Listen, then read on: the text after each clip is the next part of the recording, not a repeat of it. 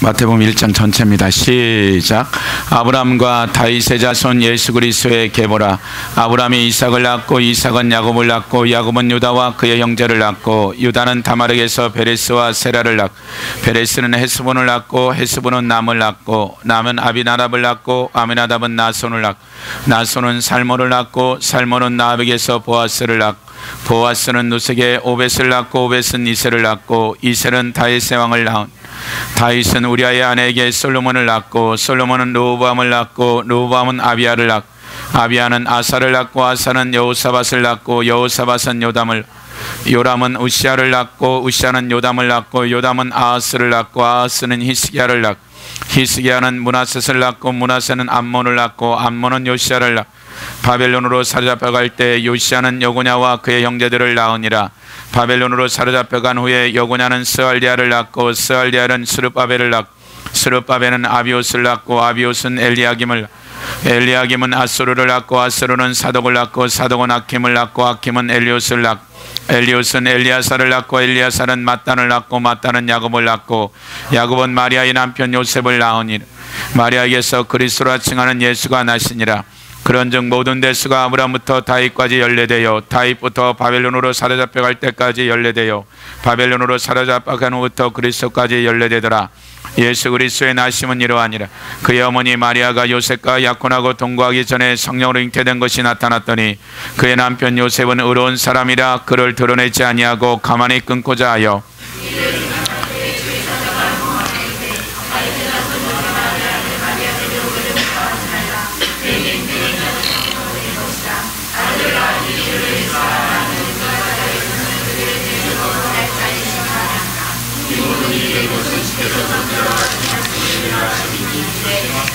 보라 처녀가 잉태하여 아들을 낳을 것이요 그의 이름은 임마누엘이라 하리라.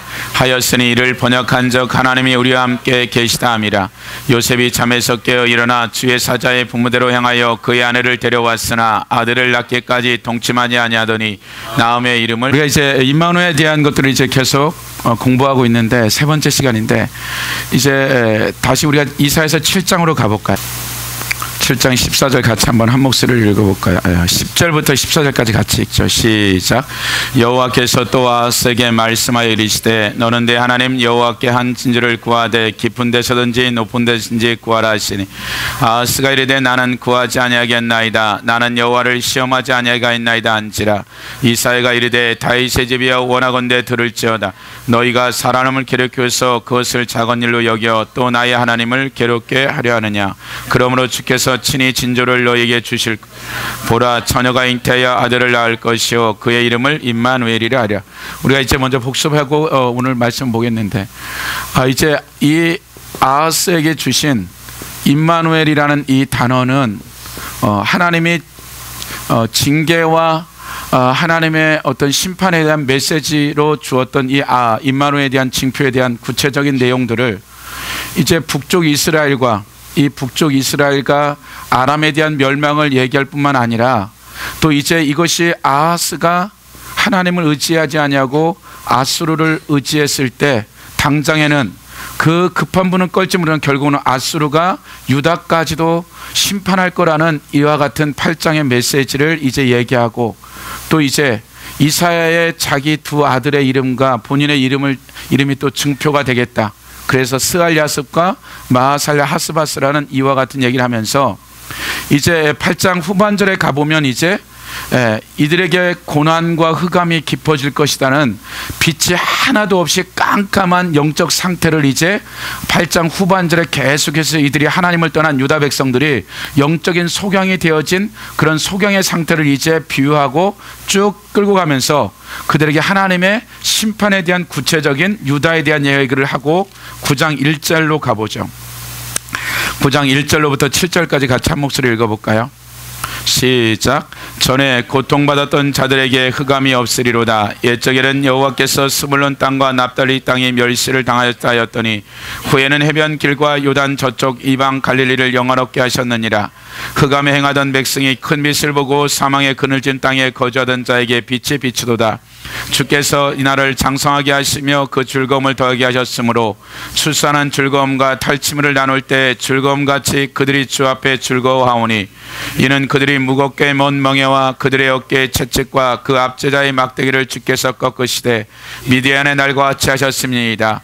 어지러이 싸우는 군인들의 신과 피 묻은 겉옷과 불의 섭같이 살라지리니 이는 한 아이가 우리에게 낳고 한 아들을 우리에게 주신 바 되었는데 그 어깨에는 정사를 메었고 그의 이름은 교모자라 못살아 전능하신 하나님이라 영존하시는 아버지라 평강의 왕이라 할 것입니다.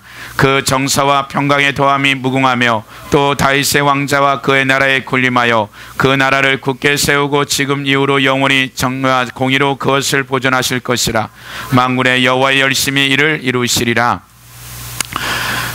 보면 이제 21절에 8장 21절에 보면 이 땅으로 헤매며 공고하며 굶주릴 것이라. 아하스가 하나님을 선택하지 아니하고 세상 권력과 세상의 힘을 의지한 그 결과물이 그가 굶주릴 때 격분하여 자기의 왕과 자기의 하나님을 저주할 것이며 위를 쳐다보거나 땅을 굽어보아도 하늘이나 땅이나 완전히 막혀서 환난과 흑암과 고통의 흑암뿐이니 그들이 심한 흑암 가운데 쫓겨 들어가시리라. 계속해서 흑암과 심한 흑암과 고통의 흑암에 대한 이와 같은 얘기, 그들이 하나님을 선택하지 아니하고 말씀을 버리고 하나님의 이와 같은 이방신을 섬겼던 세상을 의지했던 표현들을 흑암과 고통의 흑암과 심한 흑암에 대한 얘기를 해놓고 갑자기 이제 이 이사야 선지자는 과거에 있었던 하나의 사건을 끄집어 올려요. 그것이 1절 2절에 대한 과거에 있었던 어떠한 사건을 끄집어다 놓고 이제 그 사건에 대한 그 베이스를 깔아가면서 하나님의 그 아하스나 유다 백성들이 타락해서 하나님을 떠났지만 하나님의 전적인 은혜와 긍휼 가운데 그들을 회복하는 회복에 대한 소망의 메시지에 대한 바벨론 포로 이후에 일어날 이와 같은 메시지들, 또 이것이 훗날에 가서 바벨론뿐만 아니라 예수 그리스도에 대한 구체적인 어떻게 이것이 이와 같은 타락 가운데 심판 이후에 징계 이후에 하나님이 회복되어지는 예수 그리스도의 마태복음에 나온 임마누엘에 대한 것들이 어떻게 연결되어지냐면, 먼저 우리가 열왕기하 18장에 보면, 열왕기하 18장으로 가볼까요?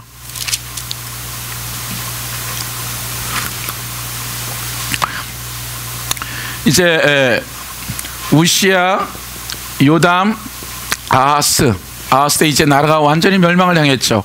그리고 그 아들인 히스기야가 왕이 되었을 때 이제 일어난 어떠한 상황들을 지금 이사야는 1, 2절에 끌어당겨서 앞으로 되어질 메시지에 대한 얘기들을 하는 거죠.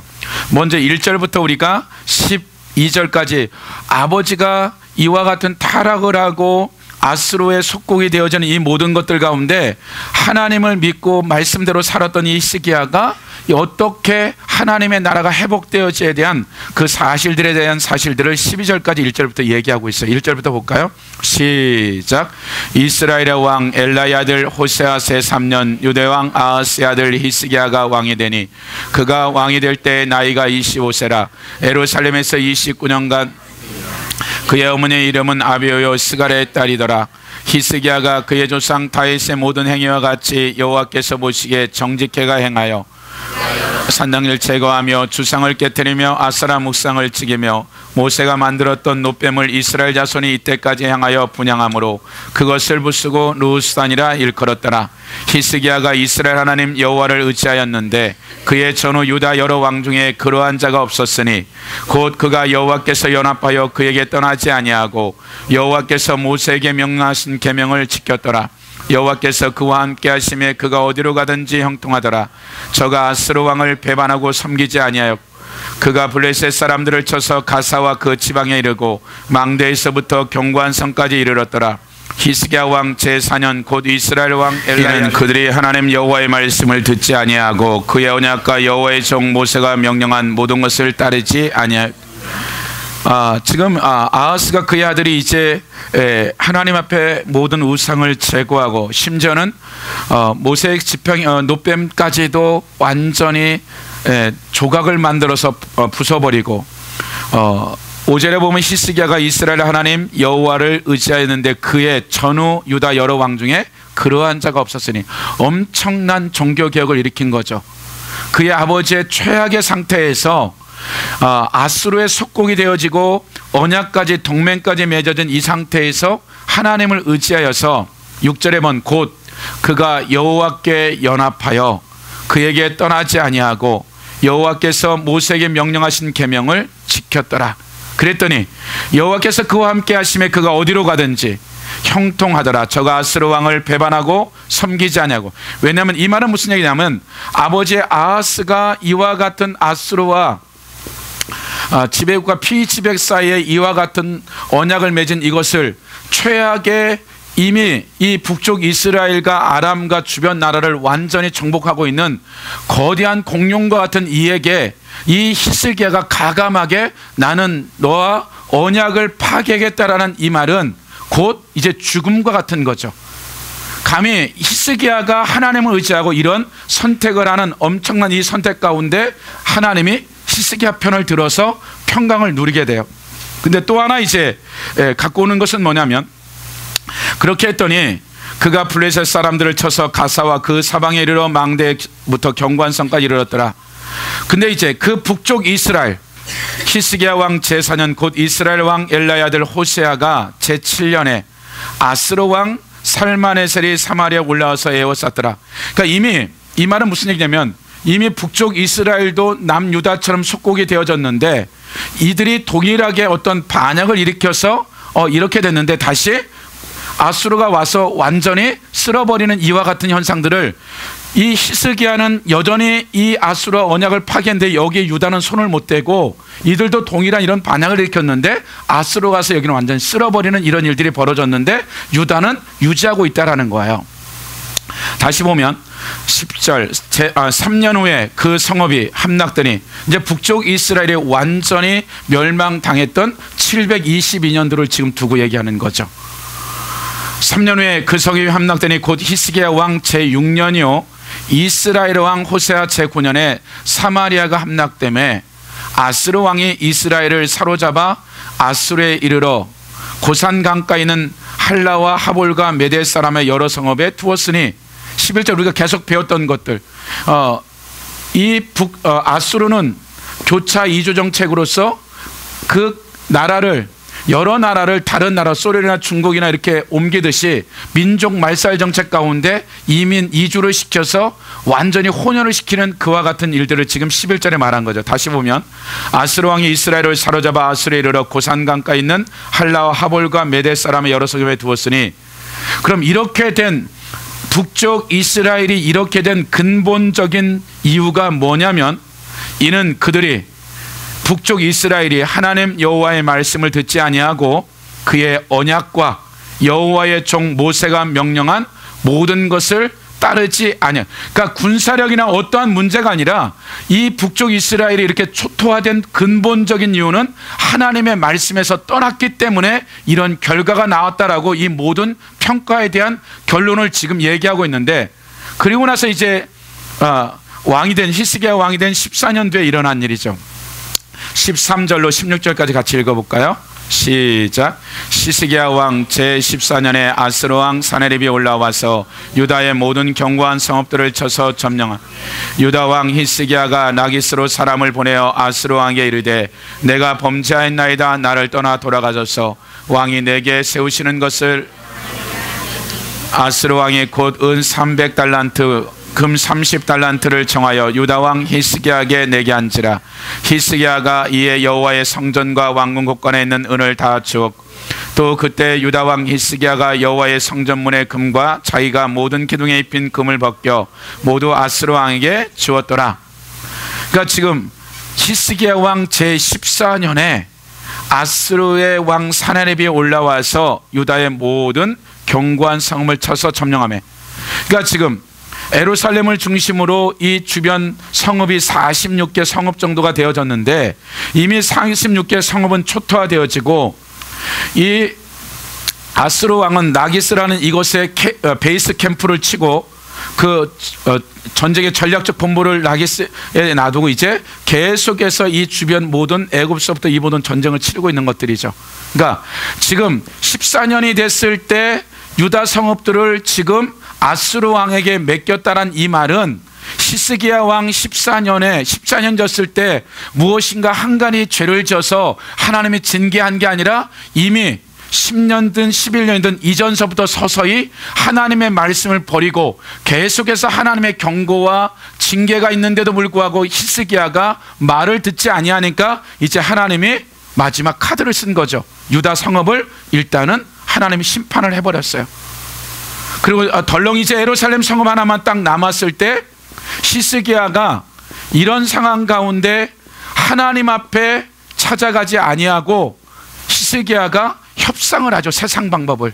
우리가 전쟁 보상금을 주고 이전처럼, 지금 이 전쟁 보상금은 뭐냐면 그가 14년 동안 아하스하고 언약을 파기한 이후에 아하스하고 맺었던 그 모든 것들까지 합쳐서 이제 싸그리 지금 아스로 왕이 요구한 거예요. 그래서 히스기야가 이런 상황이 되어지니까 이렇게 종교개혁을 일으키고 대단했던 히스기야가 하나님을 떠나고 나니까 지금 엄청난 사건이 벌어졌는데도 불구하고 지금 하나님을 찾지 않을 정도로 영적 센스가 지금 망가져 버린 거. 어떠했는데 7절에 여호와께서 그와 함께 하심에 그가 어디로 가든지 형통하였더라. 6절에 그가 여호와께 연합하여, 7절 여호와께서 그와 함께 한다.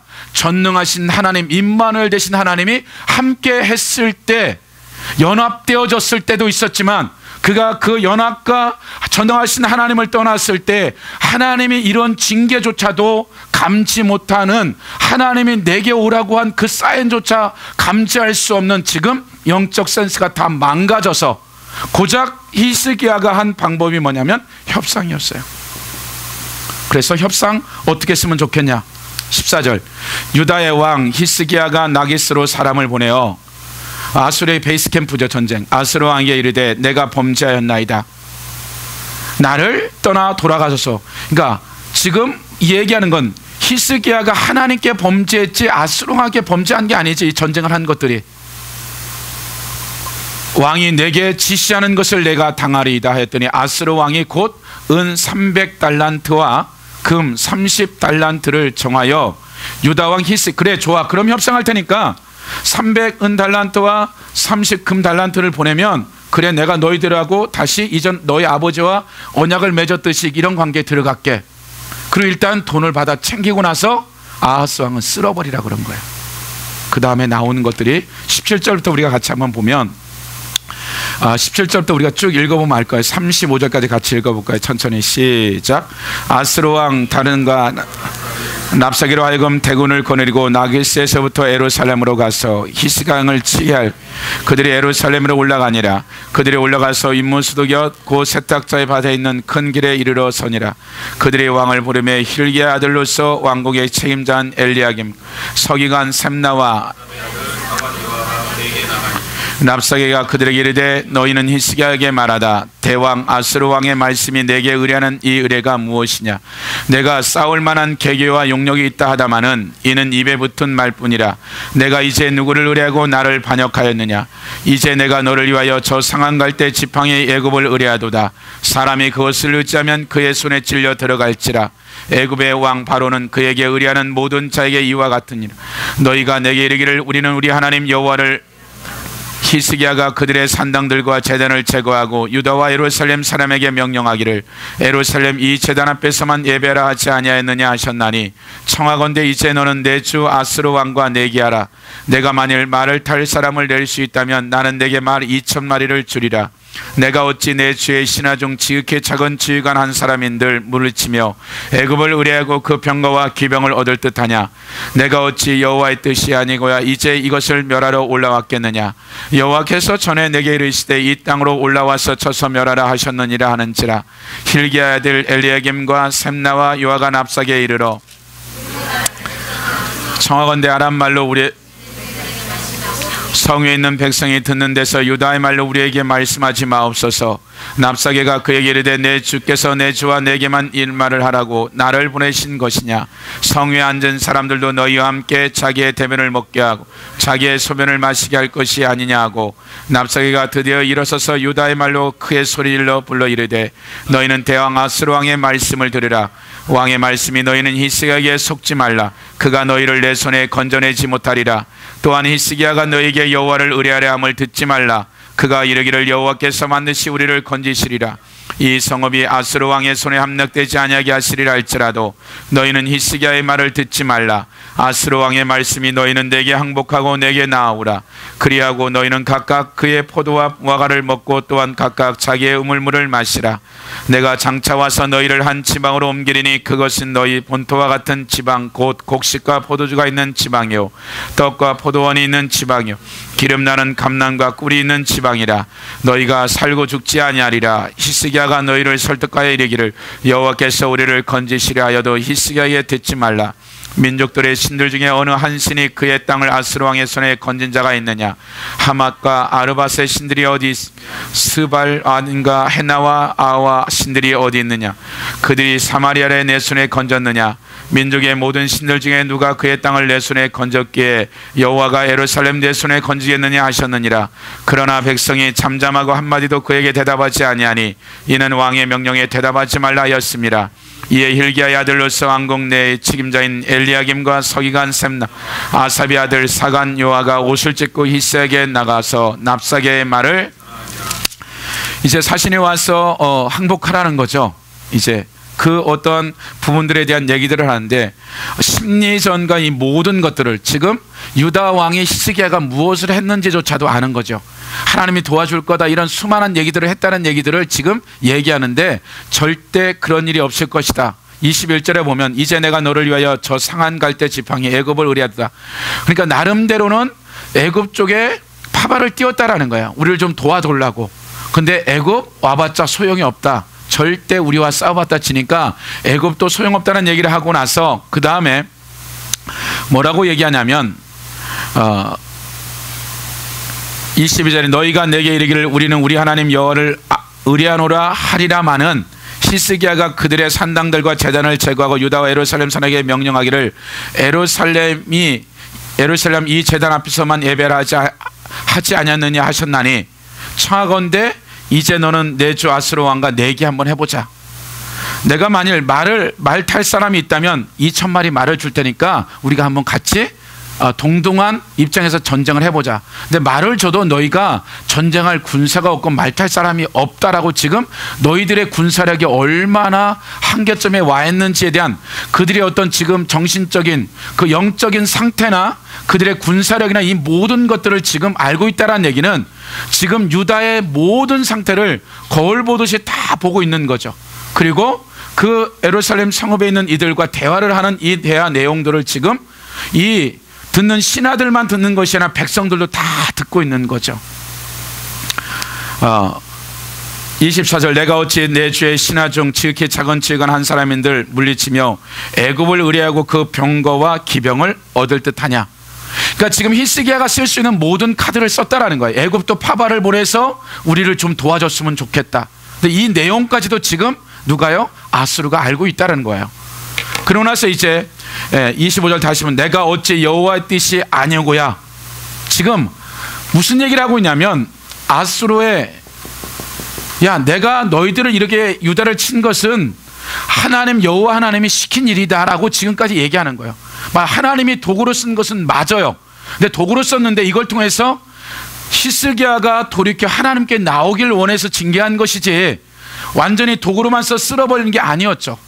어떤 부분은 맞는데 어떤 부분은 전혀 아닌 것들이죠.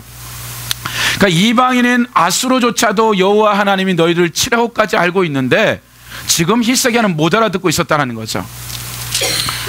좀 넘어가 보면 그래서 계속해서 이들의 어떠한 연약한 것들 항복해라 이러한 끊임없는 얘기들을 하면서 이제 31절에 보면 30절부터 보면 또한 히스기야가 너에게 여호와를 의뢰함을 듣지 말라. 그가 이르기를 여호와께서 반드시 우리를 건지시리라. 이 성읍이 아수르 왕의 손에 함락되지 아니하리라 하시리라 할지라도 너희는 히스기야 말을 듣지 말라. 아수르 왕의 말씀이 너희는 내게 항복하고 내게로 나오라.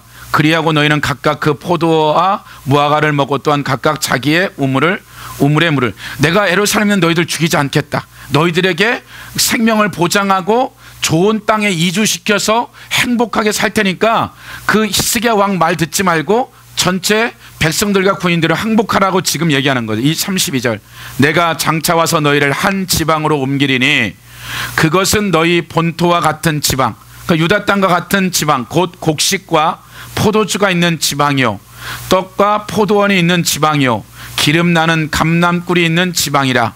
너희가 살고 죽지 아니하리라. 히스기야가 너희를 설득하여 이르기를 여호와께서 우리를 건지시라 하여도 히스기야에게 듣지 말라. 계속 심리적인 어떠한 심리 전술을 지금 쓰고 있는 거죠. 그리고 나서 이제 37절에 보면 이 모든 얘기를 이제 들은 거죠. 36절, 그러나 백성이 잠잠하고 한마디도 그에게 대답하지 아니하니 이는 왕이 명령하여 대답하지 말라 하였습니다. 이에 hil기야의 아들로서 왕국 내의 책임자인 엘리야김과 서기관 셈나와 아삽의 아들 사간 요아가 옷을 찢고 히스기야에게 나아가 납사기의 말을 전하니, 이게 이 모든 내용을 이제 히스기야 왕한테 전했어요. 그러니까 19장 1절에 보면 히스기야 왕이 듣고 그 옷을 찢고 굵은 배를 두르고 여호와의 전에 들어가서 하나님 성전에 들어간 거죠. 왕궁의 책임자인 엘리야김과 서기관 셈나와 제사장 중 장로들에게 굵은 배를 둘러서 아모스의 아들 선지자 이사야에게로 보내매, 그들이 이사야에게 이르되 히스기야의 말씀이 오늘은 환난과 징벌과 모욕의 날이라. 아이를 낳을 때가 되었으나 해설할 힘이 없도다. 납사게가 그의 주 아스루 왕의 보냄을 받고 와서 살아계신 하나님을 비방하였으니 당신의 하나님 여호와께서 혹시 그의 말을 들으실지라도 당신의 하나님 여호와께서 그를 들으실 말 때문에 꾸짖으실 듯하니 당신은 이 남아있는 자를 위하여 기도하소서 하더이다 하니라. 그러니까 왕이 지금 신하들을 보내서 이사야 선지자가 선지자이기 때문에 가서 지금 이 아스루 왕이 이 하나님의 백성들을 모욕한 얘기를 좀 하고, 이사야가 하나님 앞에 기도해서 또 다른 하나님의 계획이 있는지를 내가 좀 들었으면 좋겠다. 그러니까 지금 히스기야가 굉장히 영적 상태가 힘드니까 이사야 선지자가 지금 영적으로 깨어 있으니 하나님께 이 상황을 물어봤으면 좋겠다. 물어보고 내가 그 말대로 순종하기를 원한다라고 이제 이사야한테 파발할 때인데, 이사야가 무엇라고 얘기하냐면 5절에 보면 이와 같이 히스기야 왕의 신복이 이사야에게 나아가니 이사야가 그들에게 이르되, 신하들에게 얘기한 거예요. 너희는 너희 주에게 이렇게 말하라. 너희 주가 누구야? 아하스 왕에게 이렇게 말하라.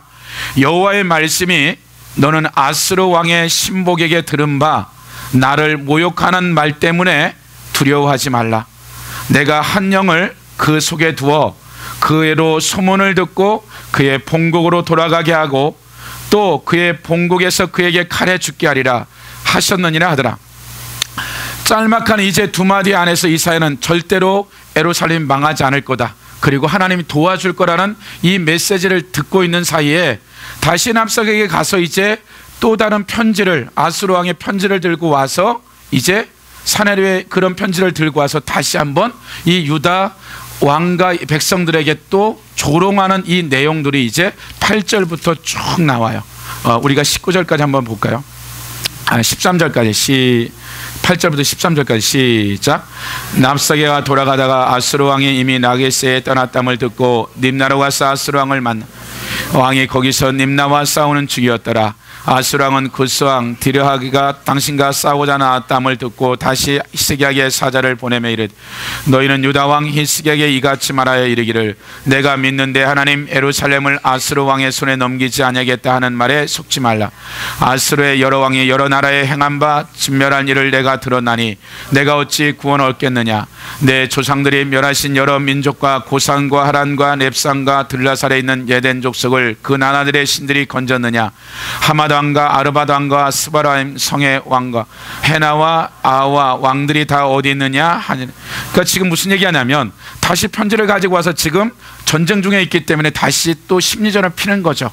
야, 우리가 계속해서 주변 나라에 고산, 하란, 넵세, 들라살, 에덴 족속 그들이 어떻게 됐냐? 그들이 신이 건졌냐? 아니다. 우리가 다 이겼다.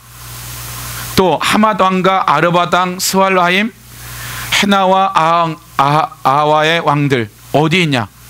지금 이 모든 것들이 너희 하나님 여호와가 시켜서 했기 때문에 너희들도 패할 수밖에 없다는 이와 같은 편지를 이제 갖다 준 거죠. 14절에 보니까 히스기야가 사자의 손에서 편지를 받아보고 여호와의 성전에 올라가서 히스기야가 그 편지를 여호와 앞에 펴놓고 그 앞에서 히스기야가 기도하여 이르되 그룹들 위에 계신 이스라엘의 하나님 여호와여, 주는 천하 만국의 홀로 하나님이시라. 주께서 천지를 만드셨나이다. 여호와여, 귀를 기울여 들으시고 여호와의 눈을 떠서 보시옵소서. 사내립이 살아계신 하나님을 비방하러 보낸 말을 들으시옵소서. 여호와여, 아수르 여러 왕이 과연 여러 민족과 그들의 땅을 황폐하게 하고 또 그들의 신들을 불에 던져 싸우니 이는 그들의 신이 아니요 사람의 손으로 만든 것 곧 나무와 돌뿐이로 멸하였네. 그러니까 지금 무슨 얘기하냐면 이제 히스기야가 제정신이 나서 하나님 앞에 이제 기도하는 거죠. 하나님 맞습니다. 고산, 하란, 렙세, 들라살, 에덴 족속, 아르바, 스바르아임이나 이들이 이렇게 18절에 그들의 신들을 불에 던져 싸우니 이는 그들의 신이 아닙니다. 그들은 신이 아니지만 유다 백성이 믿는 하나님은 진짜 신이지 않습니까? 라고 이제 하나님의 하나님됨을 인정하는 거죠. 그들이 면한 것은 그냥 돌이고 나무뿐입니다. 그냥 하나님은 살아계시기 때문에 그렇지 않다라는 이제 소원하는 거죠.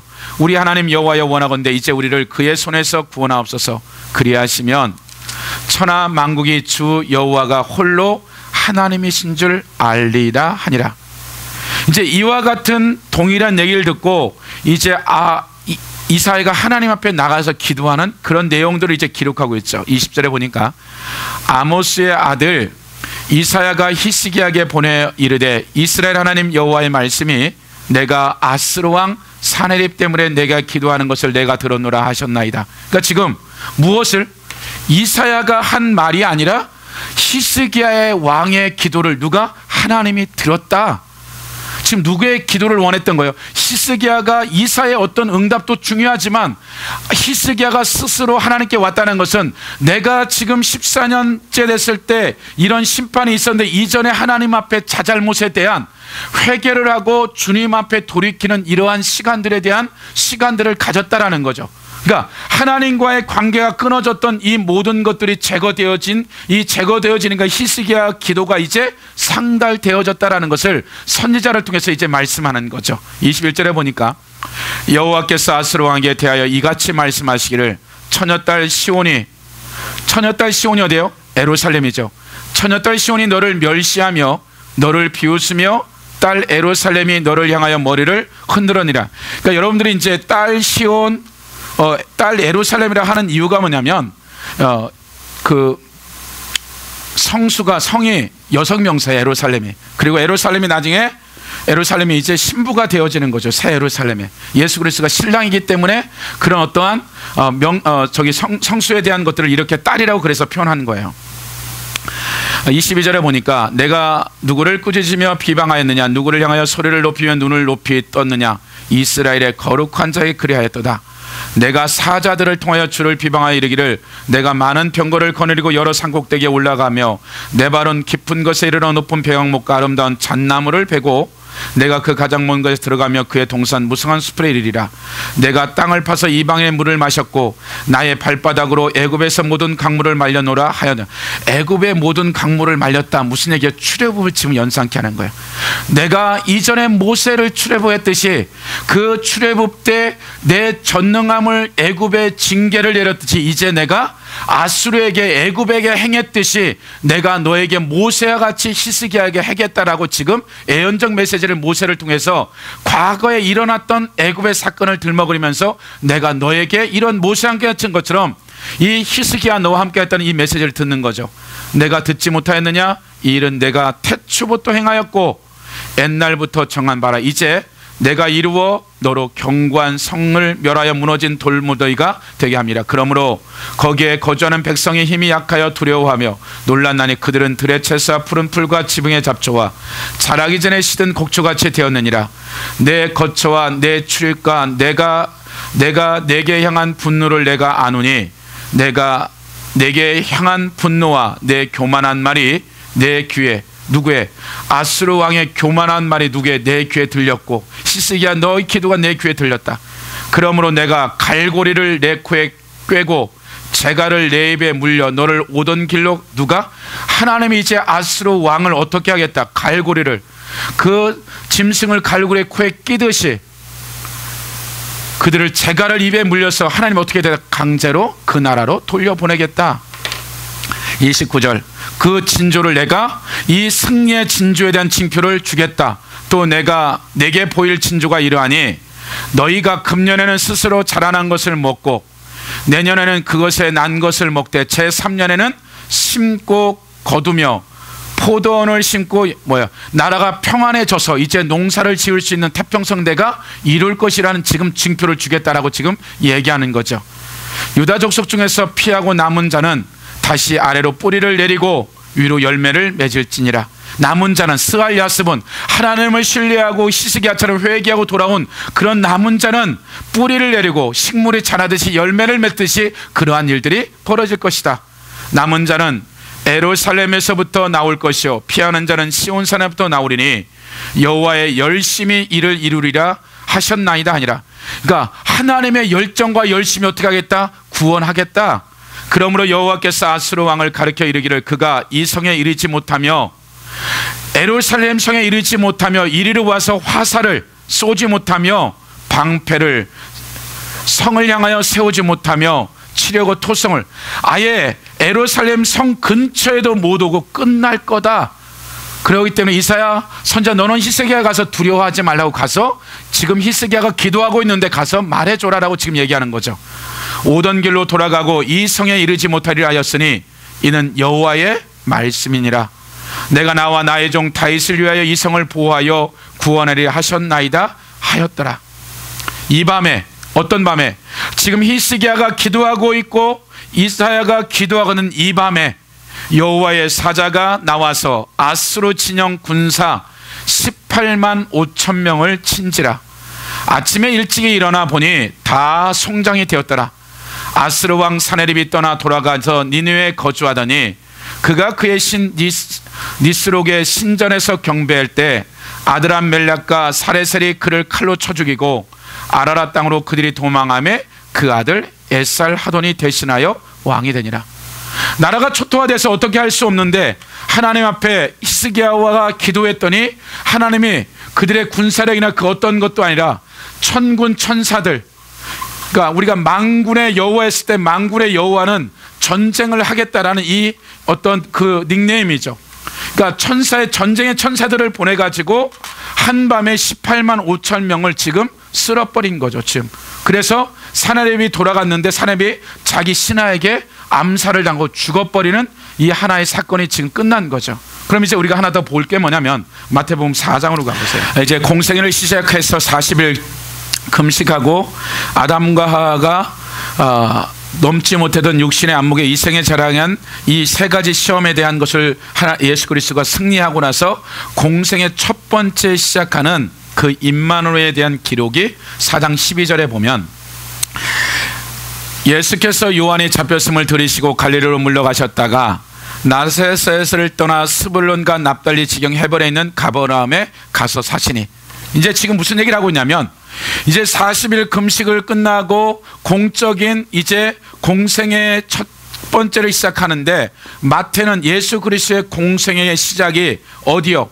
이 지역인 스불론과 납달리라는 이 지역 가버나움이라는 갈릴리 지역에 가서 예수 그리스도가 메시아인데 그 메카와 같은 신앙의 중심인 예루살렘에서 공생의 시작을 하지 않냐고 마태는 예수 그리스도의 공생의 시작을 스불론과 납달리 지역이라는 가버나움에 가서 시작했다라고 공식적인 사역에 대한 첫 번째 스토리를 마태는 의도적으로 예수님의 공생애가 북쪽 이스라엘은 스불론과 납달리 지역에서 시작됐다라고 얘기하는 거죠. 이는 이렇게 예수 그리스도가 공생애를 스불론과 납달리에서 시작한 이는 선지자 이사야를 통하여 하신 말씀을 이루려 하심이라 일렀으되 스불론 땅과 납달리 땅의 요단 강 저편 해변길과 이방의 갈릴리여 흑암에 앉은 백성이 큰 빛을 보았고 사망의 땅과 그늘에 앉은 자들에게 빛이 비쳤느니라 하였느니라. 이때부터 예수께서 비로소 전파 이르시되 회개하라 천국이 가까웠느니라 하시니라. 그러니까 지금 마태는 예수 그리스도가 공생애를 시작하는데 스불론과 납달리 지역에 간 거야. 이 간 것이 공생의 시작이 이사야 선지자 9장 1, 2절에 말한 이 말씀이 이제서야 이루어졌다라고 지금 얘기하는 거죠.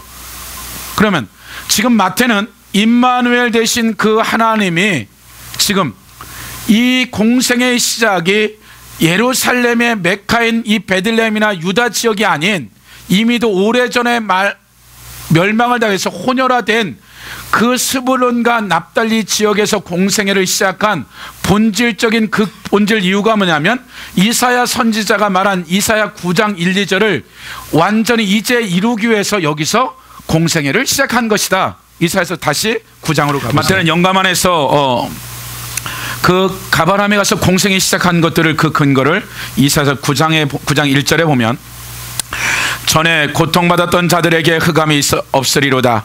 옛적에는 여호와께서 스불론 땅과 납달리 땅의 멸시를 당하게 하셨더니 후에 해변길과 요단 저쪽 이방의 갈릴리를 연없게 하셨느니라. 흑암에 행하던 백성이 큰 빛을 보고 사망의 그늘진 땅에 거주하던 자에게 빛이 도다.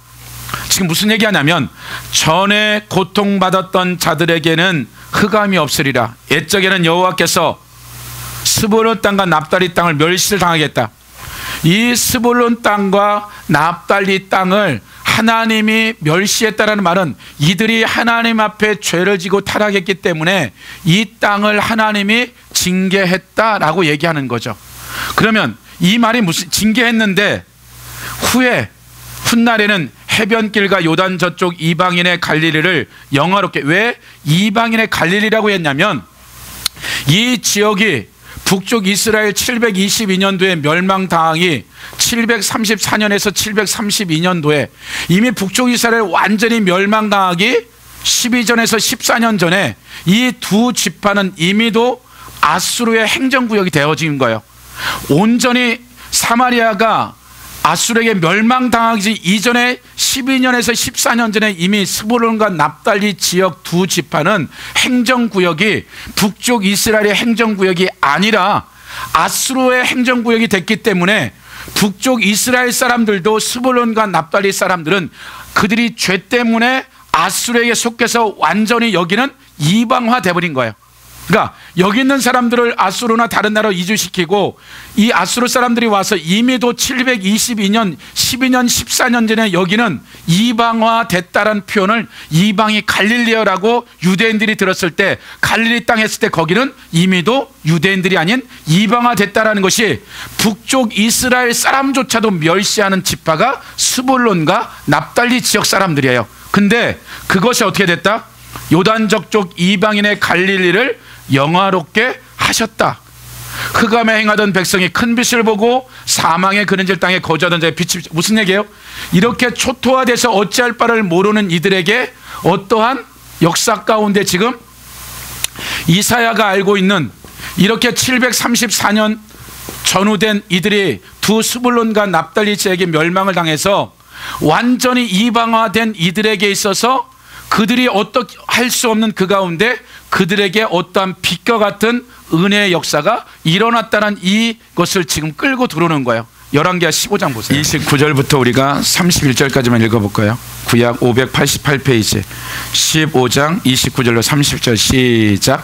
이스라엘의 왕 베가 때 아스로 왕 디글렛 빌레셀이 와서 아벨말 미아가와 야누아와 게데스와 하슬과 갈릴리와 납달리 온 땅을 점령. 그 백성이 사로잡아 아스로 옮겼더라. 우시아 아들 요담 제2년에 엘라의 아들 호사가 반역하여 느말리 아들 베가를 쳐 대신하여 왕이 되니라. 베가의 남은 사적과 그가 행한 모든 일은 이스라엘 왕 엿게실에게 기록. 29절에 보면 이스라엘 왕 베가 때가 언제예요? 지금 우시아 요담 아하스 왕 때 북쪽 이스라엘 왕이 누구였냐면 베가 때 무슨 일이 벌어지냐면 아수르가 침략해서 스불론과 납달리 지역을 이미 멸망시켰다. 아하스 왕 때 이미 북쪽 이스라엘 이 두 나라가 전체가 멸망당한 이 두 나라는 이미 아수르의 속국이 됐다는 표현을 지금 다시 보면 게데스와 하솔과 길리앗과 갈릴리와 납달리, 갈릴리 어디에 스불론과 납달리 온 땅을 점령하여 그 백성을 사로잡아 어디로 갔다? 아수르로 옮겨갔다. 그러니까 지금 이 사건의 이 일들은 734년 정도에 일어난 이 사건이기 때문에 이제 어떻게 되는 거예요? 이때 이미도 이 땅에 이와 같은 하나님의 징계가 있다라는 얘기를 다시 보세요. 이사야서 9장 1절. 그럼 이제 좀 더 설명이 될 거예요. 전에 고통받았던 자들에게 그가 누구예요? 흑암이 없으리로다. 전에 고통, 스불론과 납달리에 있던 그들이 흑암이 없을 거다. 옛적에는 여호와께서 스불론과 납달리 땅에 멸시를 당하게 하셨더니 후에는 해변길과 요단 저쪽 이방인의 갈릴리를 영화롭게. 그러니까 지금 734년 전후된 스불론과 이 납달리 지역이 완전히 행정구역상 아수르 수도였는데, 우리가 지금 보았던 히스기야가 그가 이제 하나님의 징계로 말미암아 하나님께 기도했더니 하나님이 사네립의 군대 18만 5천 명을 죽이고 나라를 회복시켰던 이 전쟁이 702년도예요. 그러니까 약 30년 전후된 30년 후에 이들의 정체성과 아무렇게 할 수 없는 아무 힘도 없었는데 히스기야와 기도와 하나님의 은혜로 말미암아 스불론과 납달리 지역에 어떻게 되어졌다? 회복이 이루어졌다. 그러니까 이 전쟁으로 말미암아 히스기야를 통하여서 온 이스라엘 백성들이 회복되어지는 이 엄청난 일들이 일어난 이 사건들은 스불론과 납달리 지역에 있는 이 사람들이 전쟁 시스템이나 무엇이 잘나서 이들이 회복된 것이 아니라 히스기야가 힘이 있어서 이런 전쟁에서 이긴 게 아니라 하나님께 회개하고 기도했더니 하나님이 천군 천사를 보내서 유대뿐만 아니라 이 일로 말미암아 스불론과 납달리 지역조차도 어떻게 됐다? 하나님의 은혜 가운데 들어간 사건들을 지금 이사야는 회상하면서 2절, 흑암에 행하던 백성이 큰 빛을 보고 사망의 그는질 땅에 거주하던 자에게 빛이 비추었다. 그러니까 지금 스불론과 납달리 지역의 이와 같은 건 자기네들은 꿈도 못 꿨던 일들이 히스기야의 기도로 말미암아 전적인 하나님의 은혜와 능력으로 말미암아 이들이 회복되어진 이 사건은 전적인 하나님. 근데 지금 9장 1, 2절을 얘기할 때 현재 상태는 어떤 거예요? 지금은 아하스 왕이 하나님의 말씀을 신뢰하지 아니하고 아수르를 의지해서 나라 전체가 멸망당하고 있는 이런 아직 진행 과정 중에 있는, 아직 유다가 멸정하고 있는데 북쪽 이스라엘과 아람이 멸망하고 그 다음에 유다를 심판해서 이렇게 되겠다는 이런 상황들 가운데 어떻게 되겠다? 이제 도저히 그들의 힘과 능력이 없는데도 불구하고 반드시 하나님이 심판할 거지만 히스기야가 이렇게 스불론과 납달리를 회복하듯이 유다 이들을 어떻게 하나님의 전적인 은혜 가운데 회복할 거에 대한, 그러니까 지금 이사야는 1, 2절을 쓰면서 다른 얘기하는 게 아니라 아하스르 이 불순종으로 이런 심판을 하겠지만 하나님이 스불론과 납달리 땅을 회복하듯이 반드시 이 유다 백성은 언젠가는 회복할 건데 전적인 하나님의 권세와 능력을 가지고 회복할 것을 이미도 과거에 일어날 이 사건들을 끄집어 갖고 와서 이렇게 스불론과 납달리 지역이 그들의 능력이 아닌 전적인 하나님의 은혜 가운데 그런 덕을 보듯이 유다 백성 너희들을 회복할 거. 어떤데? 흑암에, 고통의 흑암에, 심한 흑암 가운데 있는 너희들을 어떻게 된다? 그 스불론과 납달리를 회복하듯이 유다 너희들을 회복할 거라는 이 메시지를 베이스를 놔두고 가는 거죠. 그러면 우리가 이제 하나 더 보고 다음 주에 이어서 하겠는데, 하나만 더 보면, 그러면 지금 이 북쪽의 스불론과 납달리 지역이 722년 북쪽에 온전히 멸망하기 전에 734년에 멸망을 당했죠. 그러고 나서 701년에 회복을 시켰죠. 히스기야로 말미암아. 근데 히스기야 왕이 지난 다음에 누구예요? 므낫셋, 무지무지한 우상 숭배자들, 나라 전체가 초토화되어지죠. 그것이 이제 이어지다가 어떻게 돼요? 에레미야 시대 때, 시드기야 때 이제 완전히 바벨론에 의해서 완전히 예루살렘 성조차도 초토화되어지는 일들이 일어난 거죠. 그리고 나서 어떻게 돼요? 바벨론, 페르시아, 헬라, 로마 시대인, 노마 시대인 지금 마태가 살고 있는 이 노마 시대에 이 마태는 지금 임마누엘 되신 그 하나님이 오셨다. 너희들의 삶이 지금 스불론 같고 납달리 같던 이곳에 누가 오셨다? 예루살렘에 있는 성지 메카가 아닌 가장 처절할 정도의 그들이 죄로 말미암아 최악의 상태를 벼졌던 이와 같은 일들에 있어서 히스기야가 지금 이들을 회복했듯이 누가 히스기야 자리에 예수 그리스도가 와서 이제 공생의 첫 번째 스불론과 납달리 지역에 간 이유가 뭐냐? 그들에게 이제 이런 민족주의적인 나라의 회복, 솔로몬이나 다윗 영광적인 정도가 아니라 아담 안에 빼앗겼던 모든 것들을 회복할 수 있는 육신의 안목의 이생의 자랑을 이기신 그분이 오셔서 이 스불론과 납달리 지역의 공생애를 시작했다는 이 얘기는 이제 온 이스라엘뿐만 아니라 온 인류를 구원하실 그분이 이스라엘 10지파조차도 상종하지 않는 이 스불론 지파와 납달리 지역에 가서 복음을 증거했다. 이 얘기는 곧 우리의 삶의 자리 가운데 우리가 우리의 인생 가운데 스불론과 같고 납달리와 같은 우리의 인생 가운데 이들은 모든 것들을 포기하고 지파 회복이나 나라 회복에 대한 모든 것을 포기한 30년이 지난 다음에 히스기야를 통해서 하나님의 은혜가 왔듯이 이제는 예수 그리스도가 와서 이런 은혜를 주겠다라는 얘기를 마태는 지금 너희들이 이렇게 치읓같이 어두운 이 말라기 후에 400년의 흑암과 같고 더 깊은 흑암과 같은 이 흑암 가운데 히스기야가 그랬듯이 예수 그리스도가 와서 스불론 땅과 납달리 땅을 회복하듯이 지금 어떻게 한다? 예수 그리스도 임마누엘 되신 그분은 우리가 인간적인 이 예루살렘이 아닌 하나님은 그가 이미도 정체성을 잊어버리고 유대인의 그 혼혈이 되어진 버림받은 그들에게 하나님이 찾아갔다면 이방인화된 갈릴리 지역에 간 그가 오늘날 우리가 믿는 예수 그리스도, 우리는 죽을 수밖에 없고 후손도 약속도 선지자도 없던 우리조차도 스불론과 납달리보다 더한 우리에게조차 그 예수 그리스도가 이제 오셨다라는 거예요. 그 임마누엘 되신 그분이 그가 누구에게요? 유다에 있는 베들레헴 예루살렘으로 간 것이 아니라 이곳에 찾아갔다는 거죠. 그럼 저나 여러분의 삶의 자리 가운데 임마누엘 되신 그분은 내가 히스기야가 이런 엄청난 영광을 누리다가 타락한 그에게 심판을 한 것은 심판을 위한 심판이 아니라 너가 회개하고 돌아야 내가 도와줄 수 있는 공의와 정의를 행하시는 분이기 때문에 회개하면 모든 것들을 지워지고 도와줄 수 있겠지만 너희 아버지 아하스처럼 계속 타락한다면 너조차도 너가 이전에 과거에 행했던 이 순종된 이걸 가지고 너를 도와줄 수 있는 것이 아니라 이 죄값을 회개하지 않으면 도와줄 수 없기 때문에 히스기야 네가 돌이켜라. 그러니까 저나 여러분의 삶의 자리 가운데 아하스와 같은 삶으로 인생을 끝낼 수도 있고 우리가 하나님께 순종하여서 정말 이루 말할 수 있는 영적, 혼적, 육적인 복을 받아가면서 연합까지 이루었던 히스기야가 임마누엘 되신 하나님과 함께해서 이런 영광을 누렸던 이가 타락해서 하나님을 떠났을지라도 하나님은 그를 징계하시되 징계의 목적은 그가 돌이켜 하나님을 하나님으로 인정하기를 원했던 그 시간들로 들어갔을 때 모든 것을 잃어버렸어. 히스기야는 모든 것을. 근데 그가 정직하게 하나님께 회개하고 기도할 때 하나님은 이 땅의 시스템이 아닌 천군 천사의 군사력을 보내서 정리를 해버린 거죠.